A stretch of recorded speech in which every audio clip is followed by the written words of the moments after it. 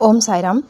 எவ்வளவு தான் நம்ம வகை வகையாக சாப்பிட்டாலும் ஹெல்த்தியாக சாப்பிடணும், தேடி தேடி ஹெல்த்தியாக சாப்பிடணும் அப்படிங்கிற ஒரு காலத்தின் கட்டாயத்தில் நம்ம இருக்கோம். அந்த வகையில் நான் இப்போ ரீசெண்டாக மார்னிங் ட்ரிங்காக ட்ரை ஃப்ரூட் ஸ்மூதி காலையில் இப்போ எடுத்துக்கிட்டு இருக்கேன். இது டாக்டர் ஷர்மிளா சொன்ன இந்த ஸ்மூதி நிஜமாலுமே இது ரொம்ப எஃபெக்டிவாக இருக்குது.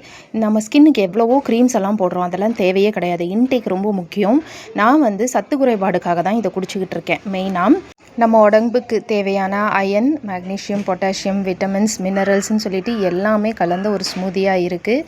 ரியலி எஃபெக்டிவாக இருக்குது. என்னெல்லாம் நான் ஆட் பண்ணுறேங்கிறத உங்களுக்கு நெக்ஸ்ட் வீடியோவில் நான் சொல்கிறேன். பட் இந்த வீடியோ எதுக்கு அப்படின்னா, இந்த மாதிரி நம்ம எவ்வளவு தான் தேடி தேடி ஹெல்த்தியாக சாப்பிட்டாலும் ஹாஸ்பிட்டல் தொந்தரவுங்கிறது வராமல் இருக்கவே இருக்காது. எல்லா மனுஷனுக்கும் வரும் இல்லையா? அந்த மாதிரி கனடாவை சேர்ந்த ஒரு பக்தர், அவங்க ஸ்ரீலங்கன் தமிழன், அவங்களுடைய லைஃப்பில் ஹாஸ்பிட்டல் எமர்ஜென்சின்னு ஒன்று வருது.